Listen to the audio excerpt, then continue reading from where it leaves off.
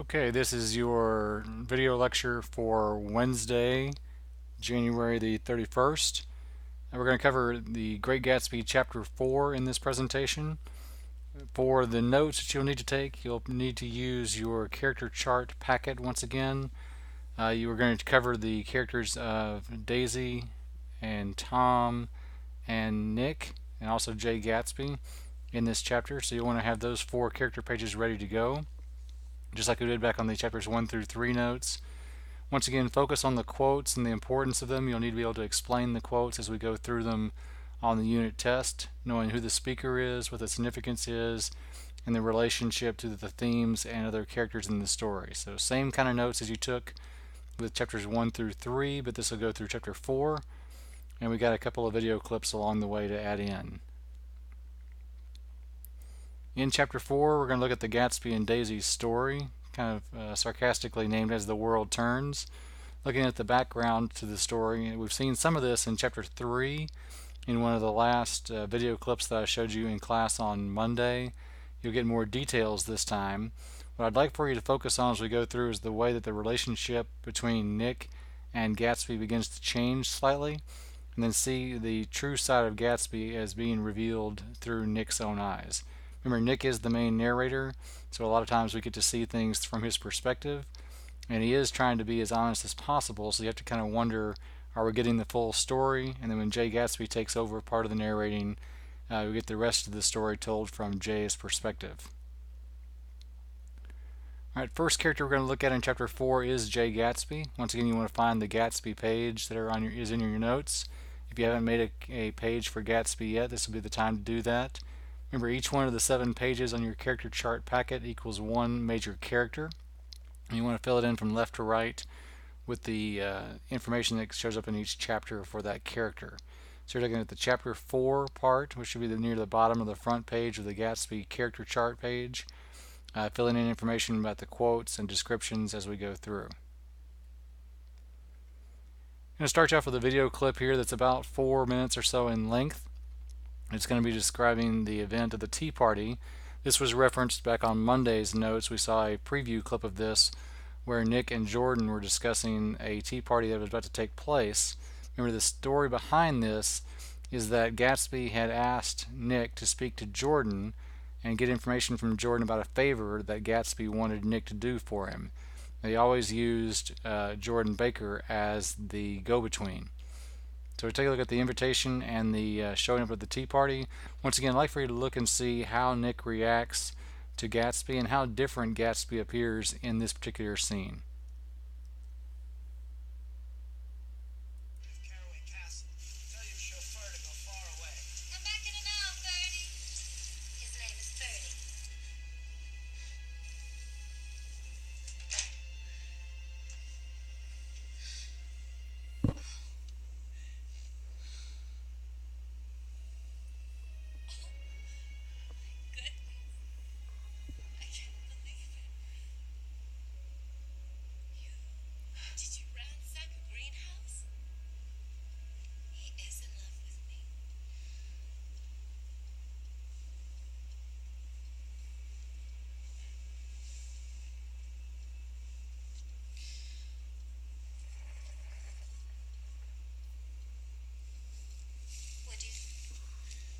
That's funny.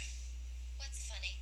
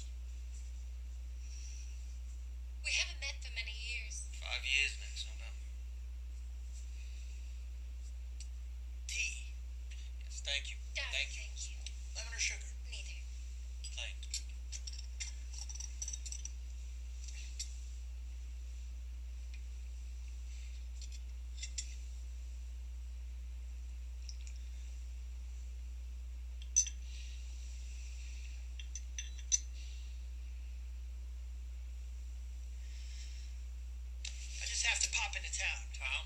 I'll be right back. Nick, I've got to speak to you about something. Yes, I'll be right back. God, this was a mistake. This was a terrible, terrible mistake. You're just embarrassed. Stacy's embarrassed too. She's embarrassed. Yes, just as much as you are. Thoughtful now. Hey, you're acting like a little boy. You're being rude. Daisy's in there all alone. You...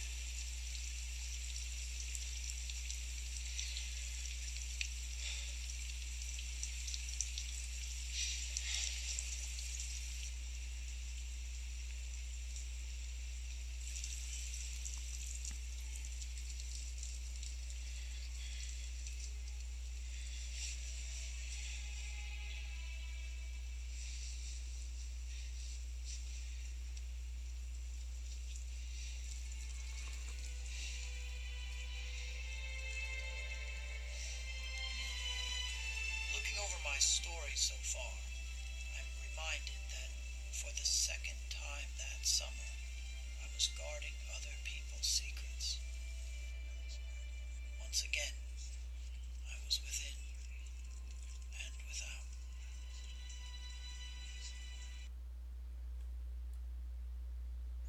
Okay, you kind of see a more human side to Gatsby in that particular scene as he tries to deal with Daisy.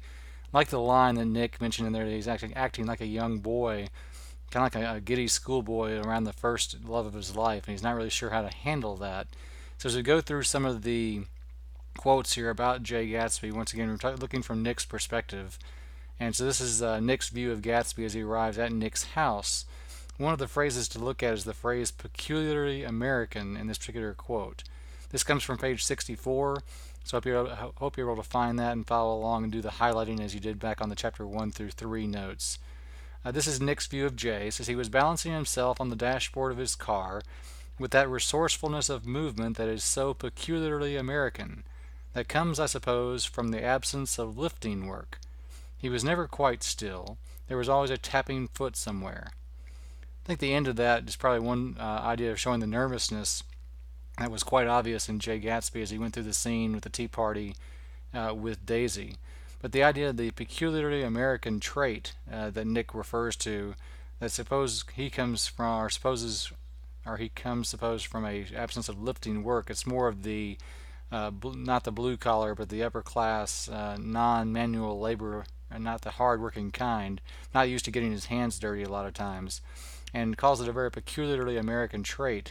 It's the type of American trait that Nick is wanting to actually have. He doesn't mind doing a little bit of work to make some money and earn his way into the new money society, but it's the kind of work that most of the blue collar middle class people would not be doing. They would not see that as really being work, as he works in his financial and economic knowledge trying to get into the stock market.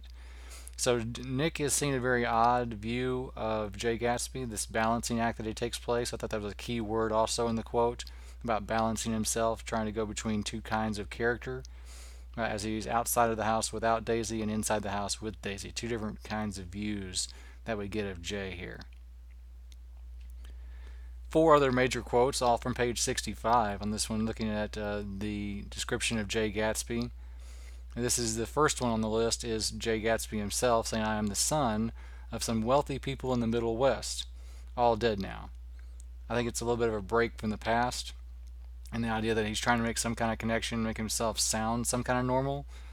But the idea that I'm no longer in that normal group because all the people I know that are like that are passed away.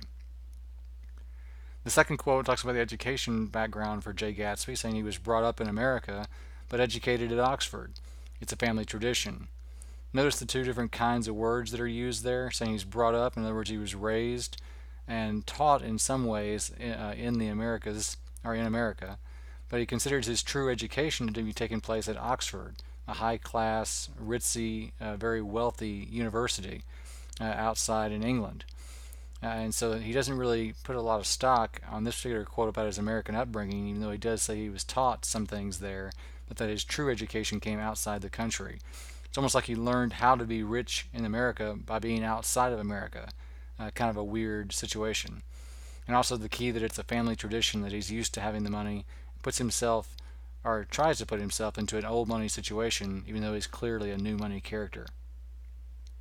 The third quote on the list My family all died, and I came into a good deal of money. Definitely defining himself as old money. It's a clear definition of not having to earn the money himself. He does try to enhance his wealth through various means, as we'll look at throughout the rest of the chapters. But this is the clear definition on page 65 that Jay Gatsby is old money. Very different from what Nick is going through. And then the last quote here: for a moment I suspected he was pulling my leg, but a glance at him convinced me otherwise. Nick was thinking maybe Jay Gatsby was kind of pulling a joke about this setting up the tea party.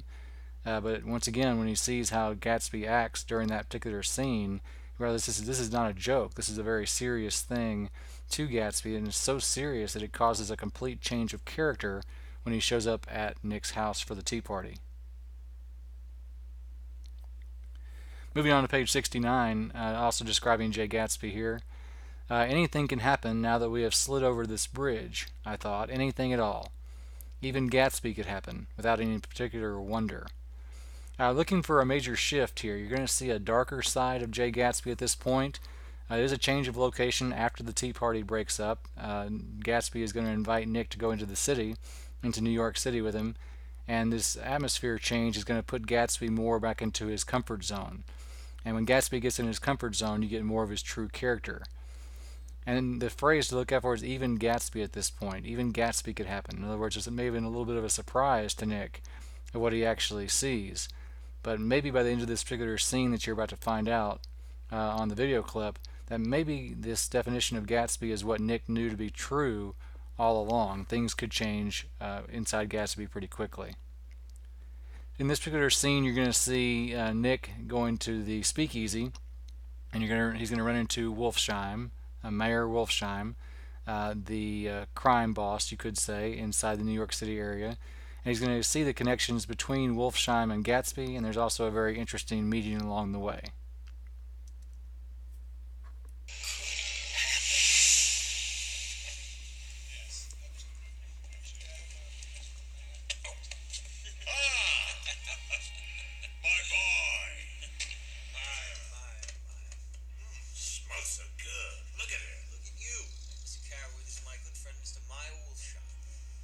Pleasure, Mr. Carraway.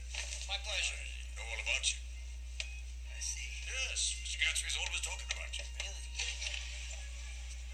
Shall we? Come. Join us for a little lunch.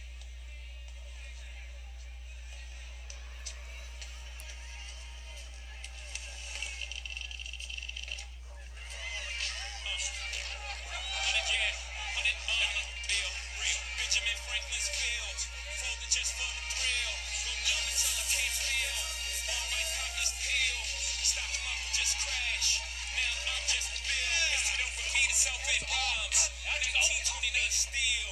Tell Walter Chase, he keeps his mouth shut or he doesn't get a penny. We'll talk about that later. Eyeballs, Mr. Gatsby. Eyeballs it is. All right, take care of my friend. See these fists? He's the next heavyweight champion.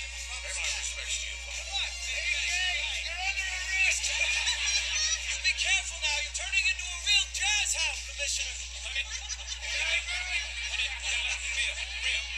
That's the commissioner back there.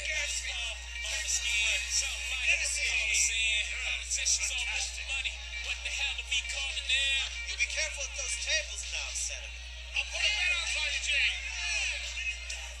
Carter, New Kennedy, no ordinary Joe, you will remember me. We'll have the lobsters decorated with truffles and fine herbs. No prohibition from a coalition. I need 100 bricks on 100 rocks. I got 100 drops, 100 cops, $100 bill, real. $100 bill. So, how is the bond business, Mr. Carraway? Fine, thank you. I understand you're looking for a business connection. No. This isn't the man, Mike. Remember, this is the friend that I told you about. Oh, I beg your pardon. I had the wrong man. Now, if you'll excuse me, I have to make that call. Any luck, Senator? Well, a gentleman from one of the finest families in the Midwest. Sadly, old dead now. When I first made the pleasure of Mr. Gatsby's acquaintance just after the war, I knew I discovered a man of fine breeding.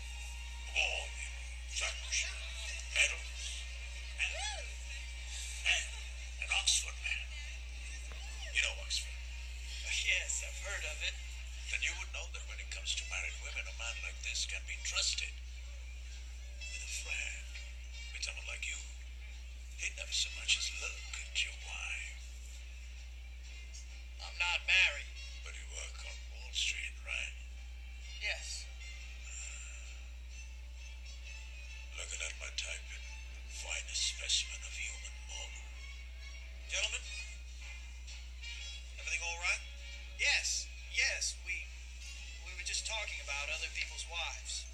Other people's wives? Yes. Well, Really? my work here is done. I'm going to leave you gentlemen to talk about your sports and your women. Other people's wives. Hello, ladies. Who is he anyhow? An actor? Meyer? No, no. He's a gambler. He's the man who fixed the 1919 World Series. Fixed it? Fixed it. Well, how do you manage that? Saw the opportunity, I suppose. He's a very smart man. Got 100 trucks, 100 cops, 100 down on the bill. Real. All right, many people see that scene as one of the more unique and kind of the oddball scenes in the entire book or the entire movie, depending on which way you look at it. But you have this ironic awkwardness set up between Nick and Meyer Wolfsheim. The idea that he has been brought there by Gatsby, and Meyer thinks it's another person there for a different reason, and Gatsby has to kind of quickly correct him and kind of set him straight. This is not someone else. Apparently, there was a crooked business deal that was being made, and Wolfsheim may have thought that Nick was the person to get in on onto the business deal, and Gatsby had to make a correction there toward the end. And there's also a little bit of a foreshadowing hint there about looking at other people's, other friends' wives, other men's wives, which will play out throughout the novel as well. So kind of keep this scene in the back of your mind. Look at the quote here on the screen that came from page 72. This is Wolfsheim saying, "Gatsby is very careful about women. He would never so much look at a friend's wife." Once again, Wolfsheim's description of Gatsby, it's kind of an odd description, but the question you want is why would it be different from what we already know about Gatsby? He is so focused on Daisy, he knows Daisy's another man's wife, but Wolfsheim tends to believe that he would not even look at a friend's wife. That being the case, maybe Buchanan isn't being seen as a friend.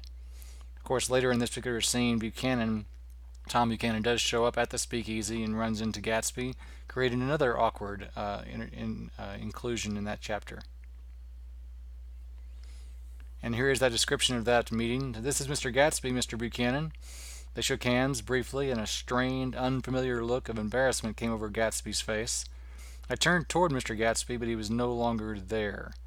Odd, weird scene. Gatsby bails out after being introduced to Tom Buchanan. It's almost like the two don't know each other at first, or maybe they do, and they're kind of keeping a professional distance between them two, between themselves. So once again, very odd and awkward, kind of a conflict and ironic twist between these two.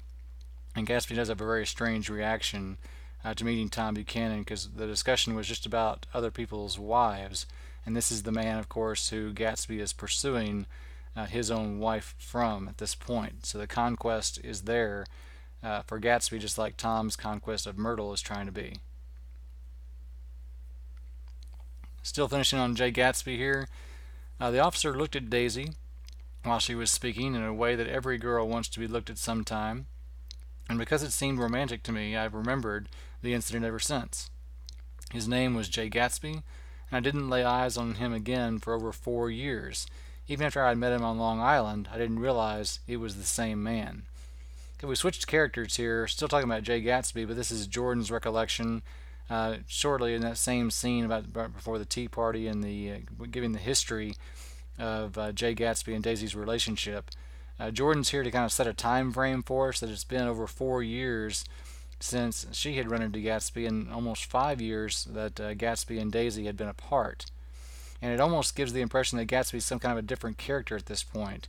He does seem to be a little bit more human, a little more reserved, and really trying to work hard and almost create this honest living for himself while he's trying to impress Daisy. It may be that this fails so badly in Gatsby's eyes that it forces him to come into this new idea about becoming this wealthy character just to impress Daisy and win her back from Tom Buchanan. Next one on page 79. This is Jordan talking to Nick about Gatsby's fascination with Daisy, and once again the history between the two. He says, "I think he half expected her to wander into one of his parties one night, but she never did. Then he began asking people casually if they knew her, and I was one of the first people he found." So this is explaining the connection that Jordan has to the Buchanans, and also that Jordan has to Gatsby. That Jordan was being asked, or was one of the people who was asked by Gatsby if she knew Daisy, and the connection to the Buchanan family was found through Jordan. So Gatsby needs to keep Jordan fairly close, and uses Jordan as kind of a go-between between him and Nick to get favors done to find out more information about Daisy. It may be that he's testing Jordan a little bit to see if he can be trusted or she can be trusted around Nick, and not trying to get in the way of a relationship between the two, but trying to build more of a triangle of information between Gatsby and Nick and Jordan as the novel develops on. So Jordan is kind of the go-between for Gatsby and Nick at the early parts of this novel. So this is also why Jordan sets up the meeting between Gatsby and Nick to get him to set up a tea where Gatsby could just kind of happen to show up and see her there. He's going to show Daisy what he almost wishes she would do about showing up at his parties. And just like he had always wished that she would show up at one of his parties, he's going to happen to show up at a party of Nick's, which is kind of an ironic, way scaled down kind of party, even though Gatsby spent the time getting all the flowers and decorations and yard work done in preparation for that particular tea party to take place. I'm going to switch characters back to Nick Carraway. This is probably going to be your first page of your character packet, going back to chapter 4 once again. So you want to skip down to the line that is chapter 4 for Nick. And this is one of the several times in the chapter where Nick is regretting his connection with Gatsby, and he might be thinking that Gatsby is kind of getting in the way of his relationship with Jordan. This is found on page 67 and goes over to page 68, where Nick says, I hadn't asked Jordan to tea in order to discuss Mr. J. Gatsby. I was sure the request would be something utterly fantastic, and for a moment I was sorry I'd ever set foot upon his overpopulated lawn. Now, Nick may begin to realize, or maybe beginning to realize, that he possibly is being used by Gatsby a bit, and that he's got to decide for himself, does he really want to help Gatsby to become closer to his own cousin Daisy along the way, or does he want to back out of this? I think it's that fascination with Gatsby's new money, the new money population that he has, where the wealth is so impressive to Nick that he just can't help himself but to stay close enough to Gatsby to be part of Gatsby's world, thinking that maybe there's a way that this can turn out to be a good thing by him helping Gatsby get together with Daisy. Once again, this is the idea that Nick may be getting a little suspicious and regretful of his connection with Gatsby. This is on page 71. It says, I don't like mysteries, and I don't understand why you won't come out frankly and tell me what you want. Why has it all got to come through Miss Baker? So it's a direct question for Nick here to Gatsby. Why do I always have to get information through Jordan? Why can't you just tell me yourself? And once again, it could be a matter of Gatsby testing Nick to see if he is worth the while of joining and being part of his own existence. Switching over to Daisy Buchanan, so you probably have a page developed for her already. Make sure you look at the chapter 4 line for Daisy in this case. This is going to be Jordan's telling of the events right before Daisy marries Tom. We saw part of this in the longer video clip on Monday's class when we first started into chapters 1 through 3 about the pearl necklace. But this is going to be a major piece of information as the story develops. This is once again Jordan telling the events. It says, Here, dear, she groped around in a wastebasket she had with her on the bed and pulled out the string of pearls. Take them downstairs and give them back to whoever they belong to. Tell them all Daisy changed her mind. She wouldn't let go of the letter.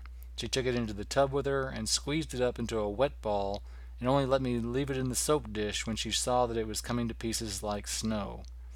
Of course, the letter she's clinging to is the letter written to her by Jay Gatsby, explaining why he wasn't going to be able to come back from the war, and even though he's back from the war at this point, not to reunite himself with Daisy.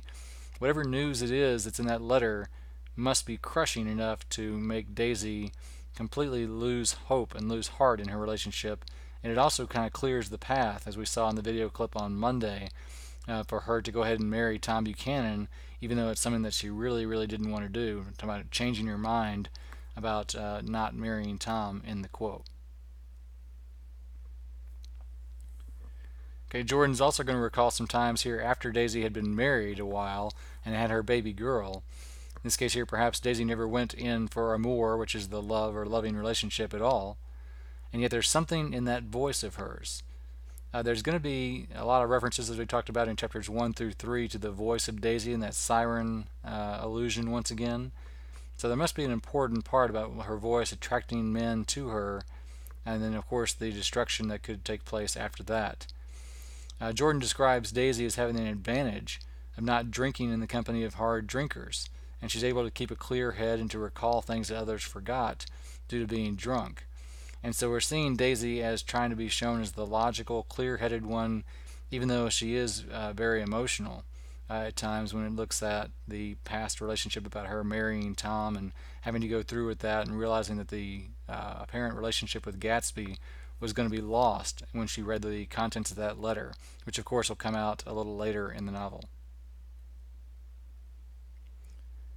Okay, as we finish chapters 1 through 4 now, you will have a quiz coming up a little later. That'll be Monday of next week. That'll be Monday the 4th. So make sure you're ready for that. Since you finished the video presentation for today's lecture at this point, the rest of the time can be spent reading on your Gatsby novel.